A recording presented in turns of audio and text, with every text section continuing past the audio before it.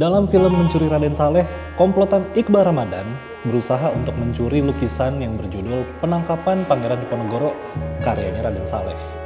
Nah, mengingat ada banyak gitu kan lukisan-lukisannya dari Raden Saleh, kira-kira lukisan mana lagi bakal mereka incer? Cuma sebelum itu, gue pengen ngasih tau ke kalian kalau ada 4 lukisan ternama dari sang maestro yang sebenarnya atau bisa dibilang kayaknya akan menarik gitu untuk menjadi incaran dari komplotannya Iqbal. So, apa aja? Langsung kita bahas di video berikut ini.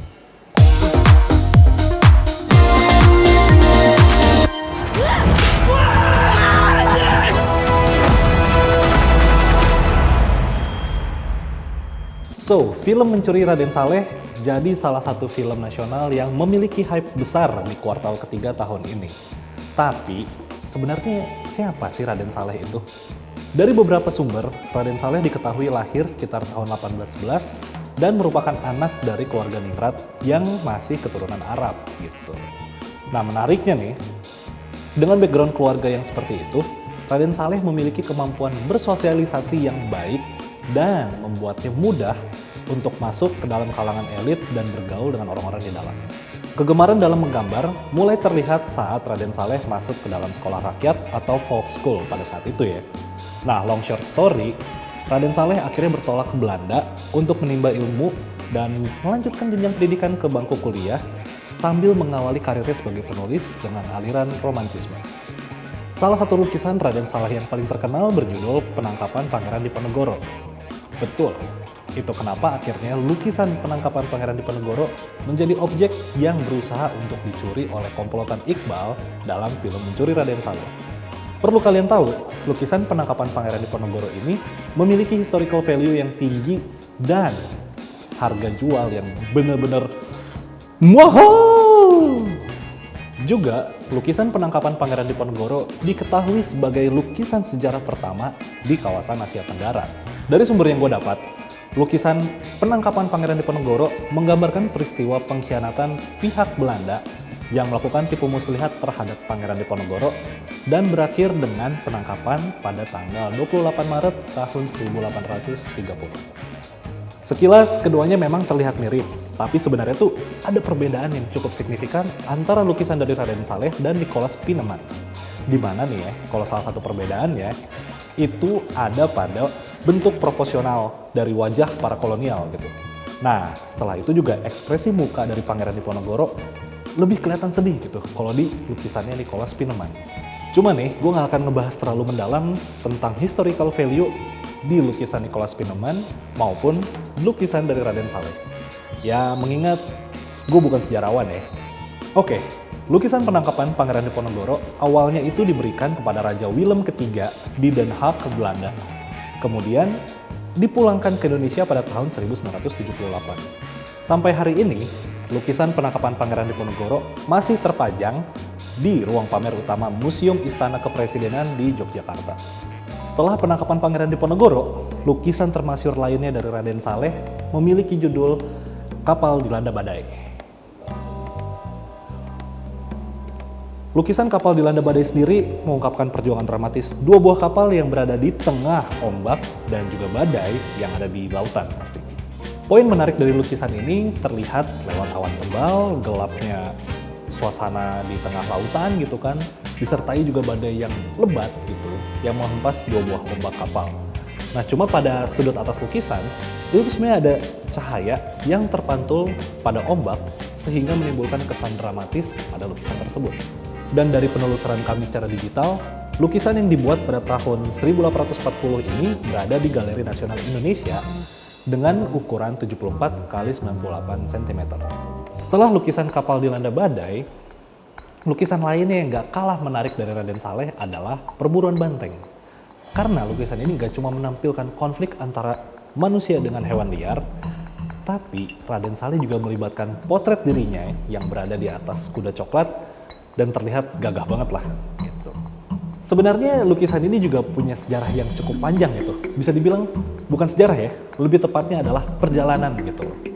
Jadi lukisan Perburuan Banteng ini sempat diketahui pernah dipesan oleh seorang pedagang gula yang kemudian diperjualbelikan dan lalu diwariskan secara terus-menerus gitu kan.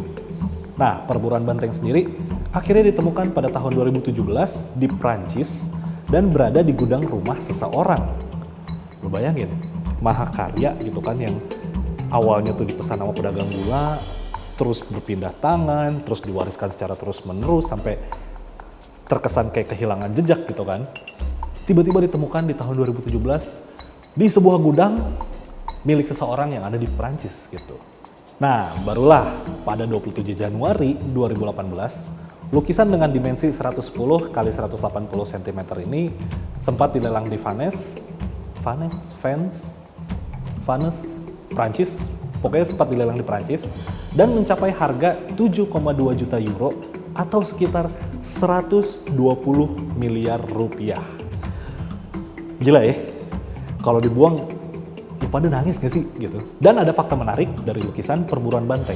Jadi semasa hidupnya, Raden Saleh melukis 5 gambar dengan tema yang sama, yakni perburuan banteng gitu. Nah, 3 diantaranya itu dibubuhi tahun pembuatan, alias kayak ada tuh keterangan tahun pembuatan lukisannya, yaitu pada tahun 1842, 1851, dan 1855.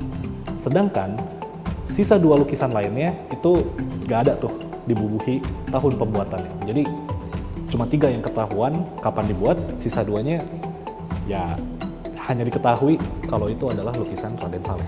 Tapi untuk tahun pembuatannya tidak diketahui. Dan terakhir, ada lukisan Raden Saleh yang berjudul Perkelahian dengan Singa gitu. Nah, lukisan Perkelahian dengan Singa ini juga dikenal dengan nama lain Antara Hidup dan Mati. Pada tahun 1970, Ratu Belanda Juliana menghadiahkan lukisan ini kepada pemerintah Belanda. Yang tepat 1 abad setelah lukisan tersebut selesai dibuat bersama lukisan Berburu Banteng 2. Lukisan Perkelahian dengan Singa sendiri dilukis di atas kanvas yang berukuran 263 x 193 cm dengan menggunakan cat minyak. Nah, poin yang gilanya nih, lukisan ini ditaksir memiliki harga mencapai 60 miliar. Buset. Ini padahal lukisan lama banget yang bisa jadi ya, tidak banyak orang tahu gitu. Tapi selain ya memiliki historical value gitu, harganya pun juga benar-benar buset, 60 miliar cuy. Lukisan Perkelahian dengan Singa itu kan menampilkan seorang penunggang kuda dari Arab dan seseorang yang berkulit hitam dengan posisi lagi diterkam dan ditimpa oleh singa gitu.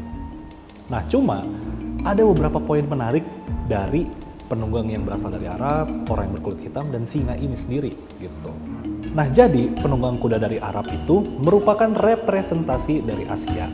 Sedangkan orang yang berkulit hitam dengan posisi lagi ditimpa dan diterkam oleh singa itu merupakan representasi dari Afrika. Nah, bagaimana kalau dengan singa? Oke, jadi singa merupakan representasi dari Eropa. Menarik ya, ngelihat gimana caranya Raden Saleh mewakili kayak benua-benua gitu, tanpa harus lewat negara atau misalnya bendera negara gitu kan. Jadi bisa lewat orang, lewat hewan gitu kan, lewat suasana, lewat posenya juga gitu dalam sebuah lukisan. Melihat historical value di 4 lukisan ternamanya Raden Saleh gitu kan, rasanya tuh kayak wajar gitu kalau misalnya ngelihat Iqbal Ramadan dan komplotannya berusaha membawa pulang lukisan penangkapan Pangeran Diponegoro di film Mencuri Raden Saleh.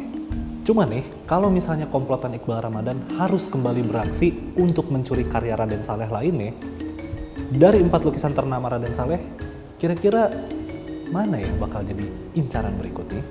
Coba deh langsung kalian tulis di kolom komentar di bawah, kita ngobrol di sana aja. Dan kalau misalnya kalian memang suka dengan konten-konten seperti ini, jangan lupa untuk klik tombol like. Kalau misalnya emang gak suka, ya pencet tombol dislike juga nggak apa-apa gitu. Dan kalian boleh banget memberikan usul, kira-kira selanjutnya bahas ini aja kak gitu kan, kira-kira selanjutnya bahas itu aja kak gitu. Nah itu boleh banget, dan kalian langsung tulis aja di kolom komentar di bawah, karena pastinya bakal gue baca bareng sama tim kreatif. Dan kalau memang menarik, bakal kita ulas di video yang seperti ini. Oke? So, gue Nathan signing out, and I'll see you on whatever next video. Bye-bye.